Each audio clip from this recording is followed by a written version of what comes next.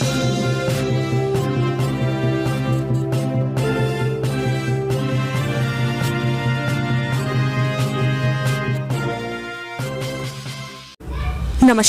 आपका हमारे news channel UK24 news में स्वागत है।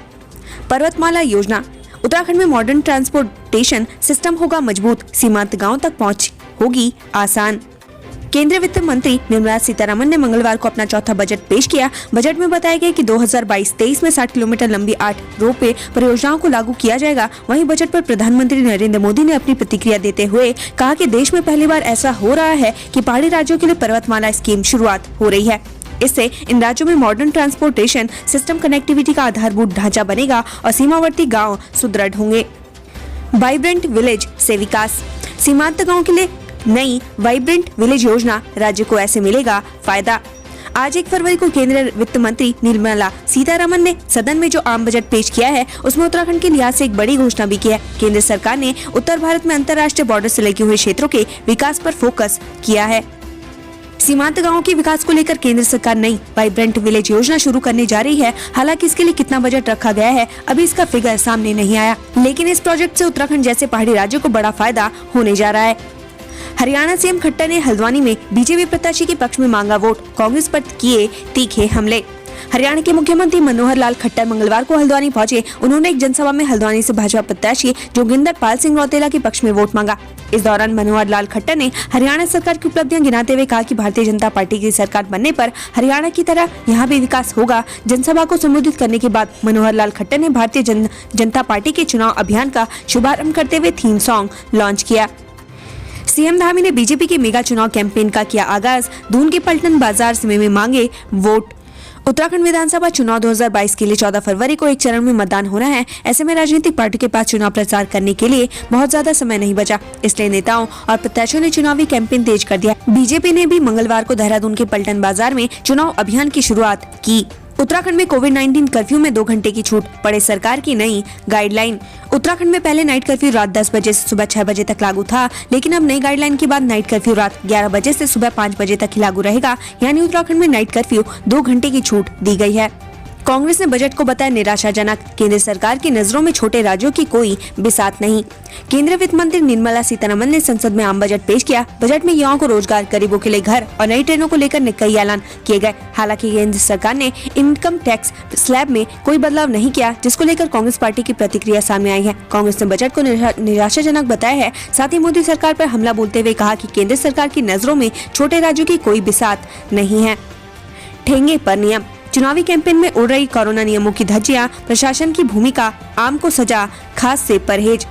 हरिद्वार में चुनावी कैंपेन में कोरोना नियमों की जमकर धज्जियां उड़ रही हैं। प्रत्याशी और उनके समर्थक सोशल डिस्टेंसिंग का पालन तो दूर, मास्क तक नहीं पहन रहे। उधर पुलिस चौक चौराहों पर आम लोगों को खूब चालान कर रही है, लेकिन इन खास लोगों के खिलाफ कार्रवाई करने से कतरा रही है।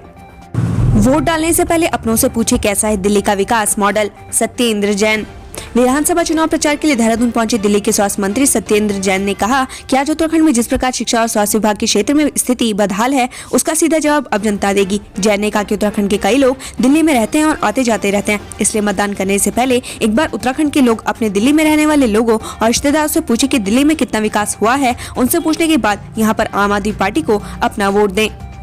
काशीपुर को जिला बनाने पर दीपक बाली की सफाई, वायरल वीडियो को लेकर दी तहरीर।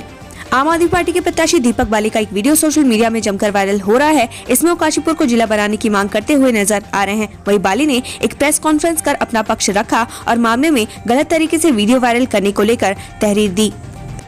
चुनाव बीजेपी बनाम कांग्रेस नहीं, अपराधियों के राजनीतिक गठजोड़ के खिलाफ प्रदीप टमटा। उत्तराखंड विधानसभा चुनाव की उल्टी गिनती शुरू हो चुकी है। ऐसे में प्रचार प्रसार भी जोरों पर है। राज्यसभा सांसद प्रदीप टमटा भी कांग्रेस प्रत्याशी राजेंद्र बाराकोटी के पक्ष में प्रचार में जुटे हैं।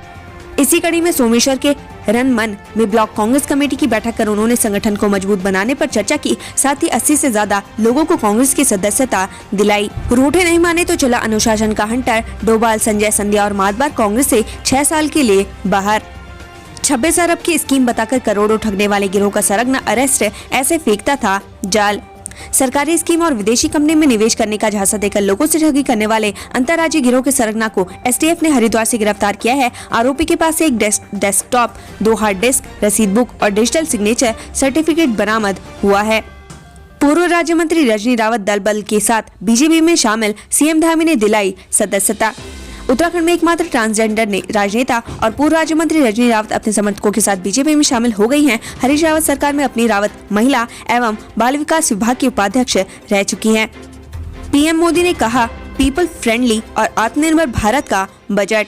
संसद के बजट सेशन में वित्त वर्ष 2022-23 का यूनियन बजट पेश किया गया। दोनों सदनों में वित्त मंत्री के बजट भाषण के बाद पीएम मोदी ने कहा कि बजट आत्मनिर्भर भारत का बजट है। प्रधानमंत्री ने कहा कि भारतीय जनता पार्टी की ओर से आयोजित एक कार्यक्रम में वह बुधवार को बजट और आत्मनिर्भर भारत विषय पर विस्तार से अपनी बात रखेंगे। धर्म संसद विवाद, धार्मिक भावनाएं भड़काने के आरोप में वसीम रिजवी पर एक और मुकदमा दर्ज। धमावाला निवासी नदीम कुरैशी का आरोप है कि रिजवी द्वारा दिए गए विवादित बयानों से न सिर्फ उनके जाति धर्म की भावनाएं आहत हुई हैं, बल्कि उनके इस तरह के क्रियाकलापों से धर्मनिरपेक्ष राष्ट्र की छवि को भी नुकसान पहुंचाने का प्रयास किया गया है। हिमाचल सीएम जयराम ठाकुर ने विकास नगर में की जनसभा, बोले दोबारा बनेगी बीजेपी की सरकार।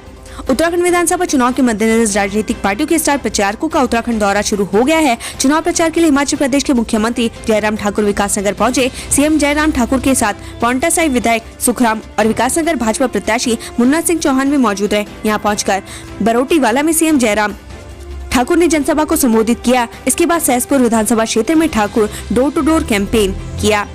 टैक्स स्लैब में बदलाव नहीं, क्रिप्टो करेंसी की आमदनी पर भी लगेगा 30% टैक्स। केंद्रीय वित्त मंत्री निर्मला सीतारमण आज देश का आम बजट पेश कर रही हैं। इस बजट में युवाओं को 16 लाख नौकरियां देने का वादा किया गया। कहा गया कि इस बजट से अगले 25 सालों की बुनियाद रखी जाएगी। टैक्स को लेकर सरकार ने बड़ा बदलाव नहीं किया है। मध्यम वर्ग ने टैक्स स्लैब बढ़ाने की उम्मीद जताई थी, इसमें कोई ज्यादा नहीं मिला। लोगों को उम्मीद थी कि 80C के तहत 1.5 लाख रुपए प्रतिवर्ष कटौती की सीमा को बढ़ाया जाएगा, मगर इसमें रियायत नहीं मिली। वैकल्पिक रियायती कर व्यवस्था में भी राहत नहीं मिली। सीएम धामी ने बीजेपी प्रत्याशी दुर्गेश लाल के लिए डोर टू डोर कैंपेन किया, गिनाई सरकार की उपलब्धियां। मुख्यमंत्री पुष्कर सिंह धामी ने पुरोला विधानसभा सीट से बीजेपी प्रत्याशी दुर्गेश लाल के लिए वोट मांगा। साथ ही सीएम धामी ने लोगों को केंद्र और राज्य सरकार की उपलब्धियां गिनाई। उन्होंने कार्यकर्ताओं को एकजुट होकर चुनाव में जुटने की अपील की। बैठक में मोरी, पुरोला व नौगांव के लिए आपसी मतभेद भुलाकर एकजुट होने का आह्वान किया। सर्वोत्तम एग्रो कोऑपरेटिव सोसाइटी करोड़ों का फर्जीवाड़ा करके फरार, ऐसे दिया लोगों को धोखा। देहरादून में केंद्रीय कृषि मंत्रालय से रजिस्टर्ड सोसाइटी बताकर एक कंपनी लोगों की गाड़ी कमाई के करोड़ों रुपए लेकर फरार हो गई है। सोसाइटी के करीदों ने कृषि कार्य की जगह आरडी और एफडी के नाम पर करोड़ों रुपए की धोखाधड़ी कर दी। सर्वोत्तम एग्रो कोऑपरेटिव सोसाइटी के खिलाफ देहरादून में मुकदमा दर्ज कर लिया गया है। एसटीएफ की टीम में धोखेबाज कंपनी के अफसरों को पकड़ने में लगी है। सीएम धामी ने मिलाए हाथ तो खिलौटे दिव्यांग कांता प्रसाद, सहेज कर रख ली है तस्वीरें। सोमवार को सीएम पुष्कर सिंह धामी चुनाव के मद्देनजर पौड़ी भ्रमण पर थे। इस दौरान उन्होंने दिव्यांग कांता प्रसाद से मुलाकात कर उनका हाल जाना। उन दोनों की ये सरल और सौम्य मुलाकात पौड़ी में चर्चा का विषय बनी रही। पौड़ी जिले की 4 सीटों से 5 प्रत्याशियों ने वापस लिए नाम। अब 47 के बीच होगा मुकाबला। कोविड की बंदिशों के चलते कहे या फिर चुनाव के मूड को देखकर पौड़ी जनपद की 4 सीटों से 5 प्रत्याशियों ने अपना नाम वापस ले लिया है। नामांकन वापस लेने में 2 प्रत्याशी आम आदमी पार्टी से हैं, जबकि 3 प्रत्याशी निर्दलीय हैं। अब पौड़ी जिले की 6 सीटों पर 47 उम्मीदवारों के बीच चुनाव होगा। सतपाल महाराज ने प्रचार किया तेज, मतदाताओं को अपने पक्ष में वोट देने की अपील। पोखरा ब्लॉक के सेड़िया खाल में सतपाल महाराज ने भाजपा के थीम सॉन्ग और पार्टी के चुनाव प्रचार का पोस्टर जारी किया। इस दौरान उन्होंने जनता को अपने पक्ष में मतदान करने की अपील की। मसूरी भाजपा युवा मोर्चा की कार्यकारिणी का विस्तार, रविंद्र रावत महामंत्री नियुक्त। मसूरी भाजपा युवा मोर्चा की कार्यकारिणी का विस्तार किया गया है। पूर्व छात्र संघ अध्यक्ष रविंद्र रावत को महामंत्री व राहुल कठैत को उपाध्यक्ष बनाया गया। फौजी पिता की मेहनत की कमाई बेटे ने ऑनलाइन सट्टेबाजी में गंवाई, लगाया 17 लाख का चूना। हरिद्वार के रुड़की में एक फौजी के बेटे द्वारा ऑनलाइन सट्टे में 17 लाख की रकम गंवा देने का मामला सामने आया है। यहाँ तक कि युवा 3 लाख रुपए उधार लेकर भी हार चुका है। वहीं जब युवक के फौजी पिता को इस बारे में पता लगा तो फौजी अपने बेटे को लेकर कोतवाली पहुंच गया और पुलिस से कार्रवाई की मांग की है। हल्द्वानी हरिश्चंद्र दुर्गापाल ने की मौत का कुआं बयान की निंदा, कही ये बात। नैनीताल जनपद की लाल कुआं विधानसभा सीट प्रदेश की सबसे बड़ी वो हॉट सीट बन गई है। हाल में ही भाजपा प्रदेश अध्यक्ष मदन कौशिक के लाल कुआं विधानसभा सीट को मौत का कुआं और पूर्व सीएम विजय बहुगुणा के राजनीतिक का कुआं की संज्ञा देने वाले बयान पर कांग्रेस भाजपा को घेरना शुरू कर दिया है। उत्तराखंड से संबंधित ऐसी ही खबरें पाने के लिए हमारे चैनल को लाइक व सब्सक्राइब जरूर करें। धन्यवाद।